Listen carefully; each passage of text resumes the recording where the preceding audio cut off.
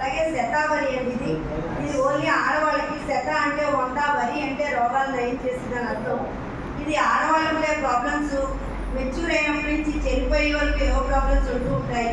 అవన్నీ తగ్గించే శతావరి అంటే చాలా మంచి ఎక్సలెంట్ అయిన సప్లిమెంట్ ఇది. అలాగే ఫ్లెక్స్ ఆయిల్, ఇది మనకి బాడీలో రక్తం గడ్డగట్టిన ప్రమాదమే, పలచబడిన ప్రమాదం అనమాట. ఎప్పుడైతే మనకి రక్తం గడ్డగట్టిందో అదే గుండె జబ్బులకు కారణం అవుతుంది. మనం తినే ఆహారం అంతా కొవ్వుగా మారిపోతుంది. బయట తినే ఫుడ్లో బలాలు లేవు. ఈ ఫ్లెక్స్ ఆయిల్ ఎవరైతే వేసుకుంటారో మన బాడీలో చెడు కొవ్వును అలా కరిగిస్తుందండి ఇది.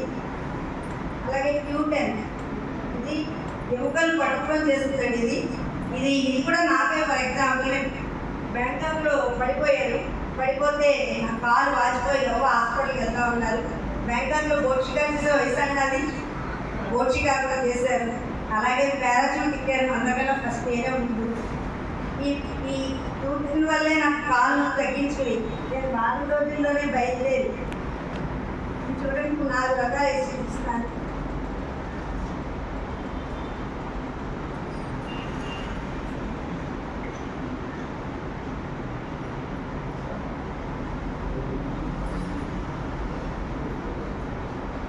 ఇంత దెబ్బ తగిలినా కూడా క్యూటెన్ వేసుకొని వారం రోజుల్లో కేదార్నాథ్ బద్రీనాథ్ తిప్పండి మాది. అక్కడికి వెళ్ళిపోయాము. ఎంత కష్టమైన యాత్ర అది.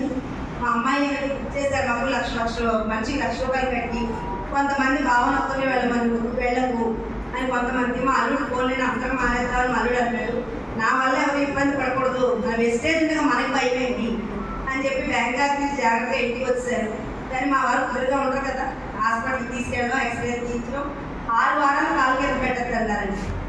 ఇంకా అప్పుడు ఇంకెంత ప్రోగ్రాం అండి, ఇంకా అసలు దేవుడు ఇంకేమైనా ఉందా అన్నారు. ఏం కాదు, మాకు వెస్టేజ్ ఉందని వారం రోజుల్లోనే మన సప్లిమెంట్ అని క్యూటెన్లు, కొల్లాజన్, గ్లూకోజ్, కాల్షియం అని వాడి వారం రోజుల్లో కేదార్నాథ్ బద్రీనాథ్ వెళ్ళిపోయారు. అక్కడ ఎంత కష్టమో తెలిసాడు ఆ యాత్ర. మీరు అక్కడ పైకి వెళ్ళేసరికి మా అమ్మాయి కూతురు అందలేదు. అక్కడ ఆక్సిజన్ లెవెల్స్ అప్పటికే అందం. కానీ మాకు రెస్పోకేర్ ఇవన్నీ వాడతాము. చెప్పాను కదా 18 రకాలు ఇప్పుడు వేసుకుని చూపిస్తాను. దానివల్ల మాకు ఎటువంటి ప్రాబ్లమ్స్ లేకుండా ఇంత ఆరోగ్యంగా ఉన్నామంటే ఈ వెస్టేజ్, పవర్ ఆఫ్ వెస్టేజ్ అండి. అలాగే కారు డ్రైవింగ్ కూడా ఎక్కడ తగ్గేదే లేదంటే కారు డ్రైవింగ్ కూడా నేర్చుకున్నాను. అలాగే డ్రైవింగ్ పూర్తయినంటే కారు కూడా తీసేసారండి, వచ్చేసిందండి. వెంటనే ఏం చేశారంటే లిఫ్ట్ని గుద్దేశాను. మరి 1-2 డాక్టర్లు ఎలా అయ్యారండి, 2-3 చంపుతారే కదా డాక్టర్లు అవుతారు. అలాగే నేను కూడా కారు మా వారు మేడ మీదకి వెళ్ళారు, మళ్ళీ లిఫ్ట్లో పైకి ఇలా వచ్చేటప్పుడు హ్యాండ్ బ్యాగ్లో తాళం ఉంది కదా, తీశారు. కారు వచ్చేసింది కదా క్షుణ్ణంగా అనుకున్నాను. పెళ్ళిగా క్లచ్ బ్రేక్ వదిలేసరికి లిఫ్ట్ గోడ వదిలేసింది.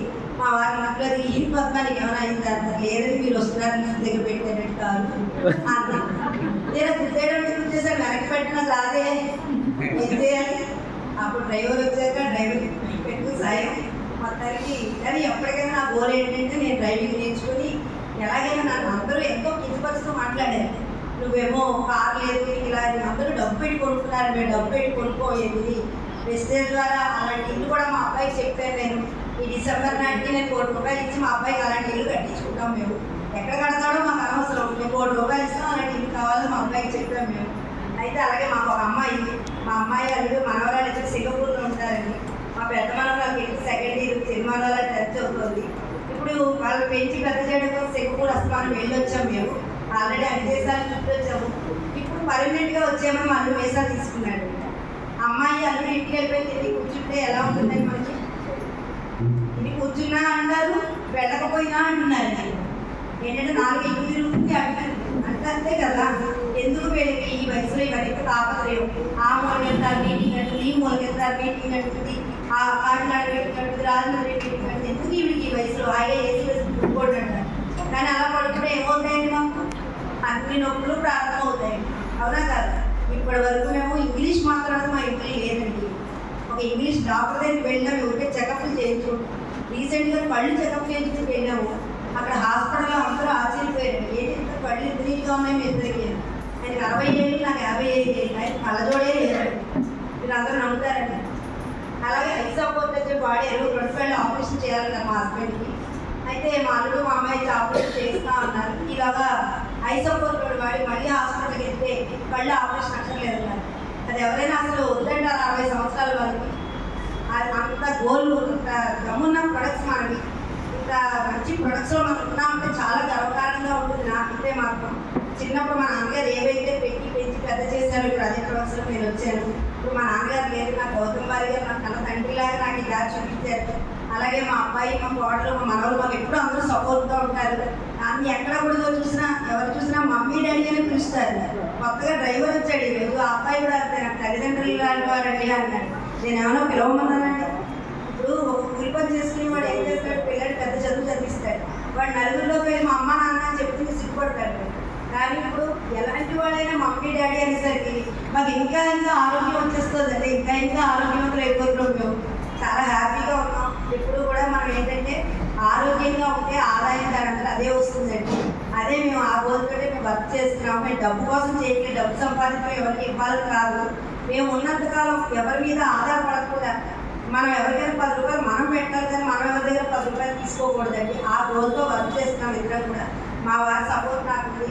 మా ఇద్దరికి కూడా మా అబ్బాయి సపోర్ట్ ఎల్లవేళ, అర్ధరాత్రి అయినా అపరాత్రి అయినా నేను ఉన్నాను మమ్మీ, చిన్న బాగాలేదు బాబు అని మెసేజ్ పెడితే అర్ధరాత్రి కూడా రానా మమ్మీ అంటాడు.